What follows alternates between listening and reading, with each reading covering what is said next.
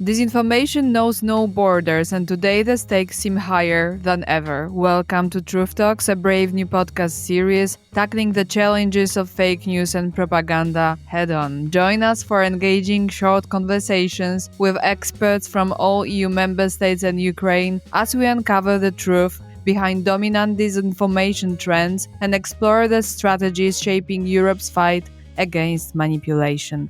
In this episode, we are zooming in on Malta. Our guest today is Neville Borg from the Times of Malta, an English-language Maltese daily newspaper. Welcome to Truth Talks. Thank you very much. It's a pleasure to be here. Thank you for having me. Thank you. Our pleasure. As a small island nation with a highly interconnected media landscape, Malta faces unique challenges in the fight against disinformation. What are the dominant disinformation narratives circulating in Malta?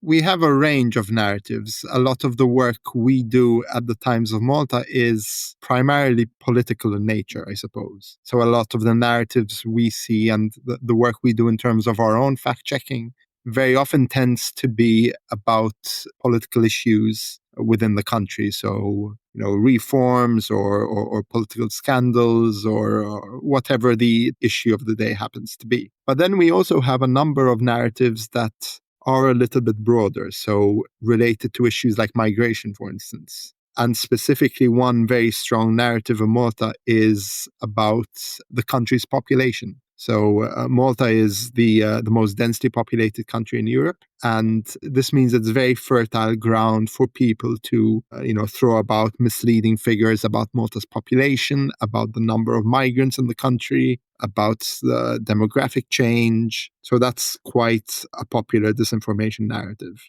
And then we also have, I think, a lot of things that many other countries are facing when it comes to, AI-powered scams, so deep fakes and this sort of thing. And these are becoming increasingly popular across Maltese social media in particular. So you mentioned the themes, and could you give us examples that illustrate how these themes are being transformed into disinformation narratives? Yes. So for instance, when we talk about political issues, for instance, very often there are issues about a reform, for instance. At the moment that we're going through a particular reform that's related to the judiciary in Malta. Previously, we've gone through other reforms related to, drug laws. We've gone through, and these kind of enter the political arena. And once they enter the political arena, you do get maybe not outright false claims, but very often you get misleading claims from several quarters on both sides of the political divide here in Malta. So you get people misrepresenting what a measure is, misrepresenting a law, misrepresenting the impact of that law. I mean, there are many, many examples we can talk about. This is also the case when it comes to political scandals. So we've had a number of, for instance, corruption scandals over the years. And again, you do get people from across the political divide making false or misleading claims about several things, about the costs, about the impacts, about who's to blame, about how sometimes relating back to previous governments and kind of pointing fingers at different people. There's a whole range of false or misleading claims related to kind of political issues. And you also mentioned migration, which is the theme that is being repeated in my conversation. So how would you describe the disinformation, misinformation narratives that are being explored in this vein in Malta? So one big issue in Malta is, back in the day, it used to be irregular migration. So people arriving to Malta in boats. That's no longer really the case. What the main issue nowadays is legal migration. So people who come to Malta as economic migrants to work and who are essentially imported to Malta, particularly from Asia, from the Philippines, from Colombia, and from many countries around the world, often to do low-paid jobs. So we get a lot of narratives, sometimes overplaying the extent of the number of migrants who have come to Malta and overplaying their impacts on Maltese society. So you get, claims like, today there are more foreigners living in Malta than there are Maltese. You get these sort of claims that they tend to crop up every couple of weeks or couple of months and make a little bit of noise and then die down again. But that is essentially the main narrative, the number of foreigners in Malta, which I think is quite common across Europe, really. In this context of migration, you've also mentioned the population and the denseness of Maltese society. So, what about this? Your answer will illuminate to our listeners a little bit what are the internal issues in Malta going on today. So officially, Malta's population at last count was, I think, around 560,000 people, thereabouts. Very often we get claims, for instance, that Malta's population is actually over 1 million people. We've had claims that Malta's population has doubled in the past 10 years. We also have, for instance, claims about the number of foreigners who are eligible to vote in Maltese elections. And who benefits from spreading this kind of narratives? I don't think there's a clear beneficiary, but there's a clear victim, right? So the people who are victimized in this are generally the migrants themselves, who are relatively dispossessed, relatively voiceless. They don't really have a voice in this conversation, and they are being targeted because of these. A lot of it is ultimately boils down to xenophobia, kind of xenophobic sentiments that spread across society and anti-foreigner, anti-migrant sentiment, this sort of thing. So there isn't really a clear beneficiary, but there is, I think, a group of people who is harmed by it quite directly. And what would you call that is the major, most widespread fake news in circulation in Malta today? I mean, the most frequent one is that I'm talking about population. So that is something that is frequent because it kind of crops up across different seasons. So it crops up when elections come along. It crops up whenever there's an incident related to a migrant. It crops up whenever Are there any populations that are especially disliked by this disinformation narratives? This narrative is dangerous, but there is kind of an element of truth to it. So the element of truth is that it's true that Malta's population has increased very drastically over the past 10 years. And it's true that the population increase is driven by migrants being imported to Malta. And many of them are Asian, essentially. So India, Pakistan, Bangladesh as well. But then there are also communities which are growing from the Philippines, from Colombia as well, from a number of different countries. I think what's interesting about this is that kind of the narrative takes a grain of truth and something that is, definitely worth debating, an issue that is definitely worth debating and worth examining, but it builds a whole disinformation narrative around it. You are mentioning the import of migrants. Can you describe what you mean by immigrants import? So what I mean is basically there has been kind of as economic policy over the past number of years, the need to increase Malta's workforce. So there was kind of a deliberate decision that we need to bring more workers to Malta to grow the economy, to provide more job opportunities, to kind of increase wealth across citizens. So there was quite a deliberate choice to import workers. So there are agencies that have been set up, private companies, temping agencies, this sort of thing. And their job is essentially to attract people to Malta and to pair them with jobs in the local economy. Now, like I said, many of these jobs are often quite precarious. They're often poorly paid. They're often not very stable. And this has caused a lot of problems also in terms of turnover of people. So there was a study by the Maltese Central Bank a couple of years ago that showed that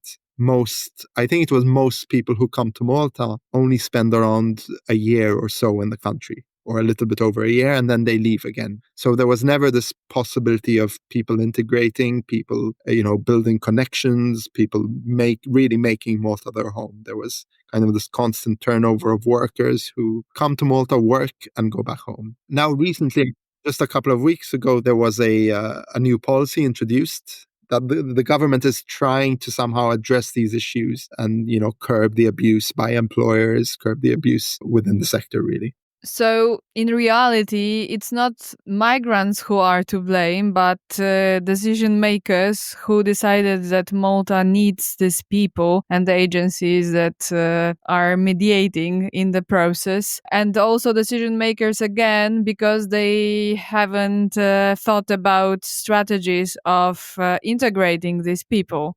But migrants becomes very comfortable scapegoats in the end. Yeah, yes, absolutely. I mean, the migrants have no blame in this. It's ultimately the cause of the issue is, authorities embarking on this plan without really regulating it. So there was kind of a long period in which migrants were being brought to Malta, but there wasn't really a structure to regulate for their well-being, for their security, to address exploitation. And then in that vacuum, you get a lot of these temping agencies that obviously take advantage of the situation, and they are one of the causes of exploitation, really. Like I said, now there have started to be steps to address the issue. So as of last year, for instance, temping agencies now have to be registered. So there's a little bit of control over that. Now, there were new rules introduced just a few weeks ago, or that are going to be introduced, that would ban temping agencies that are found to have a high turnover of workers. So yeah, ultimately, the migrants aren't to blame for this. They're the victims in the situation, really. Exactly. Now, I would like to ask you about the actors, the major actors who are either creating or spreading disinformation in Malta. Which actors, which countries, which politicians? When it comes to political issues, political disinformation, I think there are two main actors, or the two main political parties. So you have the Labour Party, which is in government, and you have the Nationalist Party, which is in opposition. To be honest, I think both are guilty of spreading disinformation from time to time, often on slightly different topics. So the government tends to do it when it's trying to defend a controversial decision, for instance, when it's trying to justify a decision that is proving unpopular or that is somehow problematic. The opposition sometimes tends to do it when it wants to attack the government. And it's done it, for instance, on this migration issue in the past. It was one of the actors who kind of fanned the flames of, look how many foreigners we have in the country, this sort of thing. So when it comes to political issues, those, I say, would be the two main actors. And obviously, all the kind of networks associated with the two main political parties.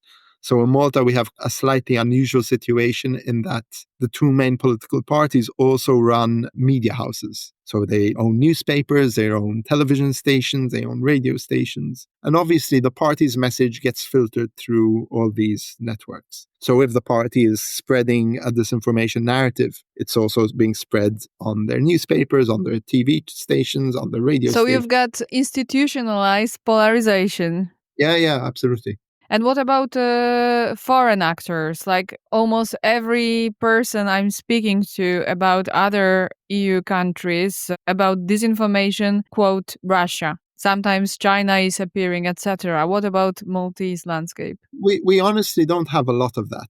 So we don't really have a lot of Russian disinformation. We also don't really have a lot related to the Middle East. We had a couple of things, at really peak moments. So when the October 7th attack happened, over the next maybe 2-3 weeks, there were a couple of kind of false narratives being spread locally. But after that, it's not really a strong topic. What we do have internationally is narratives that are sometimes imported from like the US, right-wing press, I guess. So for instance, just to give you an example, a couple of years ago, Malta hosted Europride, which is an LGBTQ event around Europe. Basically, Malta hosted it. And around that time, we saw quite a lot of narratives that are basically lifted from, the US culture wars about transgender people, about how they groom kids, about, how trans people are a threat to society and this sort of thing. A lot of,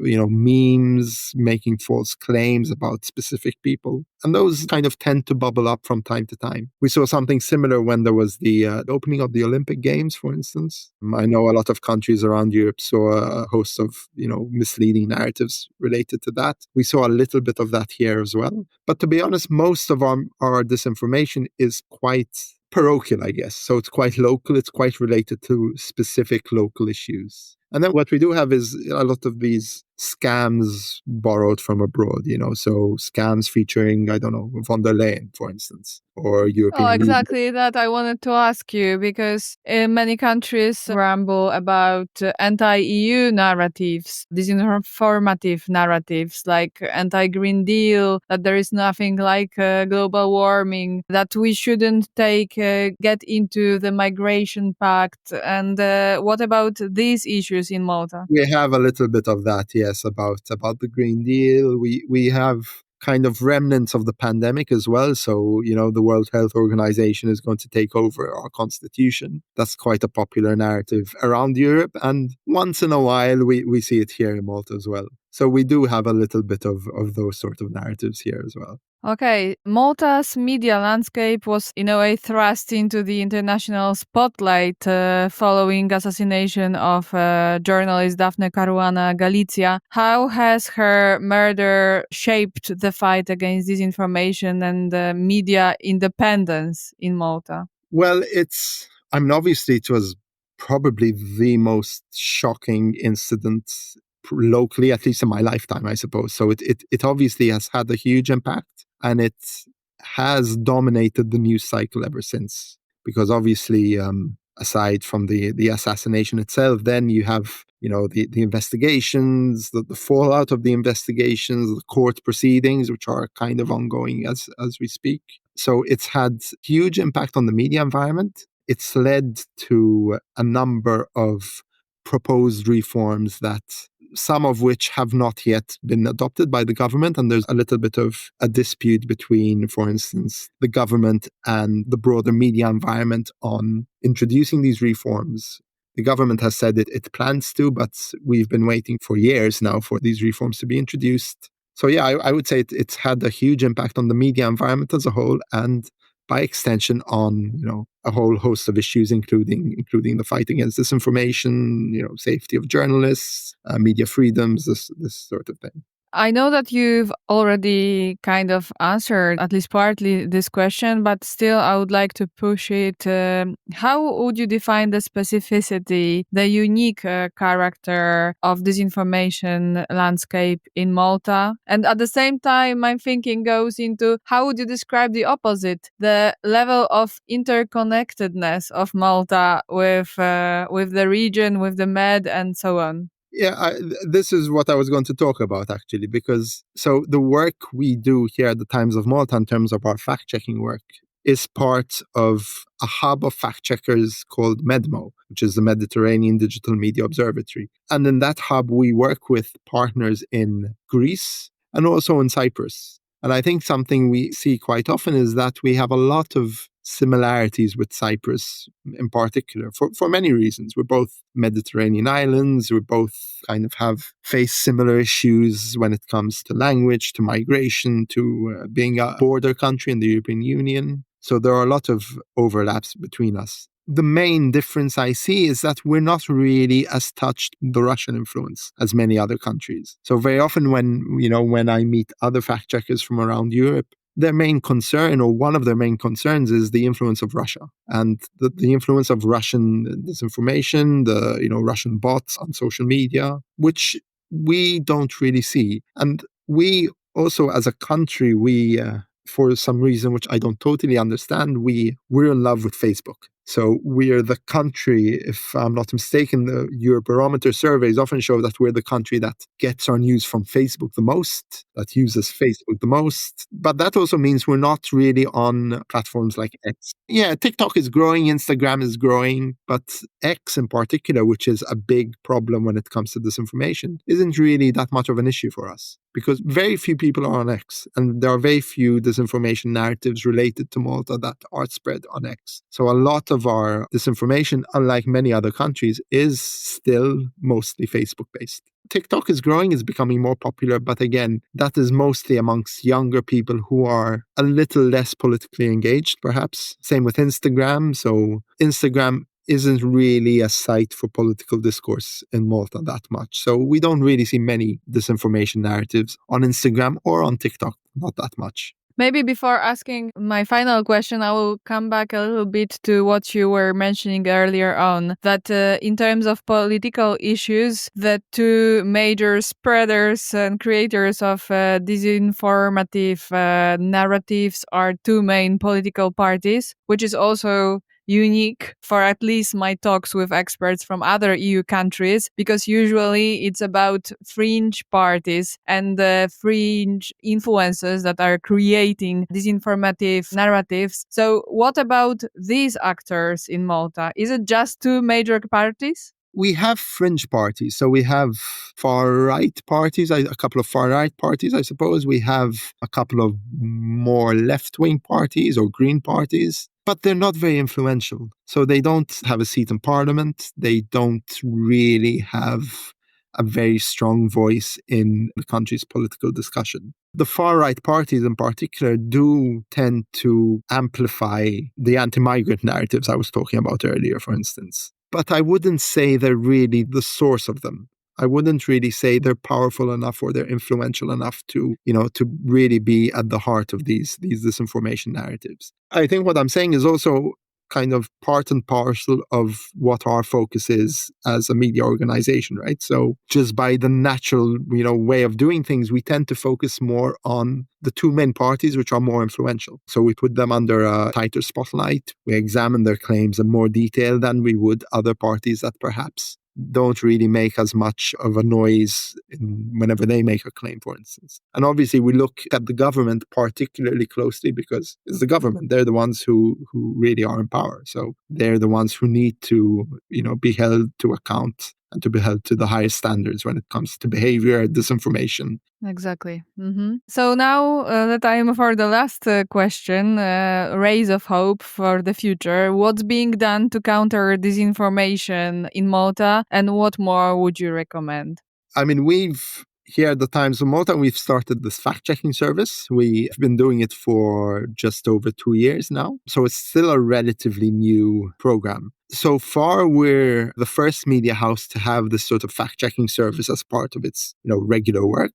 I would like to see more of this. I'd like to see more media organizations take this up, particularly media organizations that work in Maltese. So we're an English language organization, so we publish in English, but there's a big part of the local population that is primarily Maltese speaking. So I think there's quite an important gap there that needs to be addressed. And I think there's fertile ground for a media organization that works in Maltese to adopt a similar, fact-checking or disinformation watch or some sort of initiative that will address this gap and communicate with its readers in Maltese. I hope they will listen to this podcast. Okay, so that brings us to the end of our conversation about the Maltese disinformation landscape. Neville, thank you very much for sharing these valuable insights. Thank you so much. It's been a pleasure.